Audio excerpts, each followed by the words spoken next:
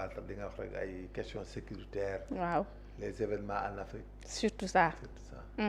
jërëjëf Major comme ni ñu ko waxee xanaa ñu dooree ko ak fi nga xamante ni moom moo di ca réew mi ndax gis nañu nag am na ay coppite lu am surtout nag li ñu gis ci armée bi mu di kii di vice amiral Omar Wade moom moo daal di succédé général Mbaye Cissé ci boppal kon armée bi alors mu servir fa lu yàgg a yàgg bu ñuy xool lan la ñu mën a jàngat ci ay changements yoo xamante ni démb gis nañu yu bëri depuis vendredi Bassirou Diomaye Faye njiital réew mi opéré nañ ci ay coppite. li mu def loolu la c'est la suite logique.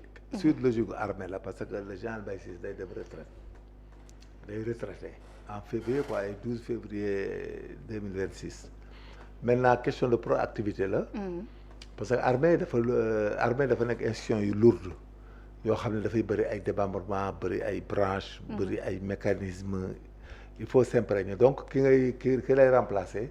dañ koy may au moins 45 jours boo calculer presque loolu lay tudd quoi. waaw 45 jours ay genre 45 jours ou plus. le temps que yow nga def say aja préparer documents yi préparer dossiers yi wane fi nga toll. et puis heureusement que changement bi am bi yoon dafa baax parce que début budget la le budget à venir bi armée bi war a exécuter. déjà kenn laala ko. donc le nouveau général dana am jot muy Omar Wade dana am jot.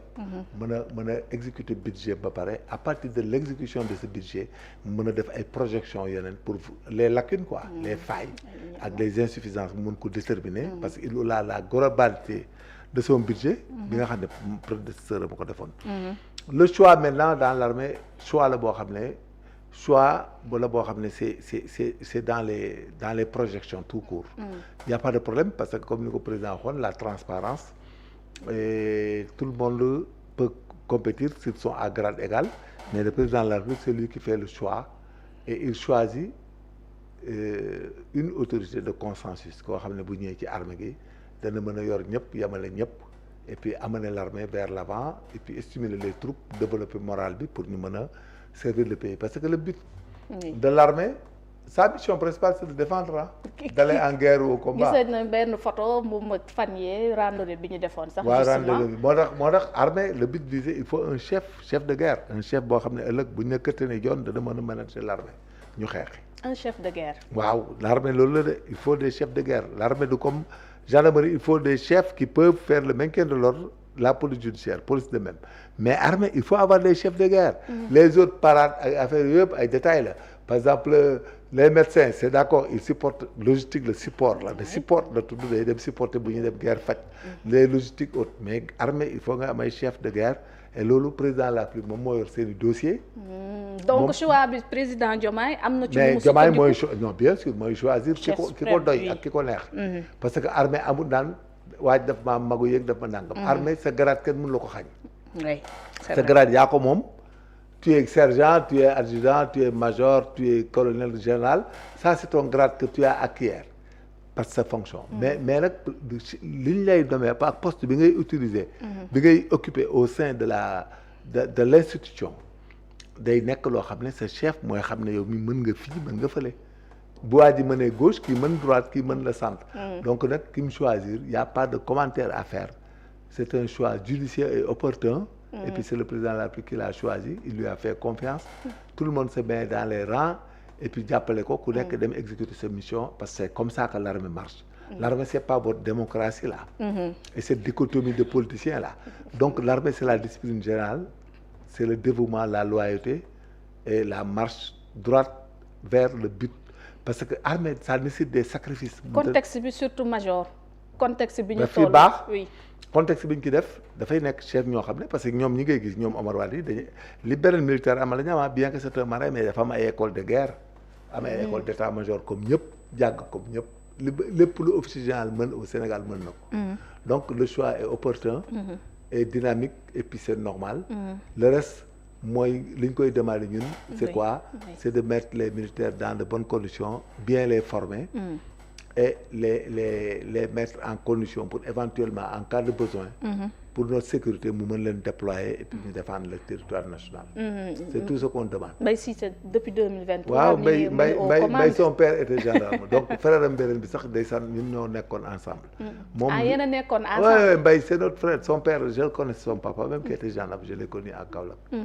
moom c'est un fils de gendarme donc il était né dans la chose c'est notre frère. Donc, son grand frère était avec nous, il est décédé même avant terme. Il était commandant de brigade, il était adjoint commandant de brigade à Thiaroye, décédé. Et quand il était lieutenant même, il venait dans le camp tout le temps, du coup, et tout ça, on le connaissait. Donc, bon, il est né dans le système et il a grandi dans le système. Et heureusement, pour lui et pour tout le monde, et pour nous, même, nous avons toute acquaintance, il n'a pas de problème, il n'a pas traîné des casseroles dans l'armée. xam nga armée dafa jafe. surtout complexe nekk ci chef dafa jafe. ok heureusement pour lui kenn tudd ko ci suuf kenn tudd ko ci xaalis kenn tudd ko ci benn détournement mais sant yàlla la parce que la retraite est la suite logique d'une carrière. c'est comme la mort est la suite logique de la vie. lu tàmbali dafay. waaw day fin il faut mu fin. oui adduna lu la jaaxal xaar ko ci armée li benn paa ma ko woon nee na mu ku la jaaxal. bu lay waaj di réeree taxaw ci buntu armée li rek bala mu ma téeméeri at bu ñëw. donc c'est la même chose la suite logique d'une carrière mooy d'aller à la retraite.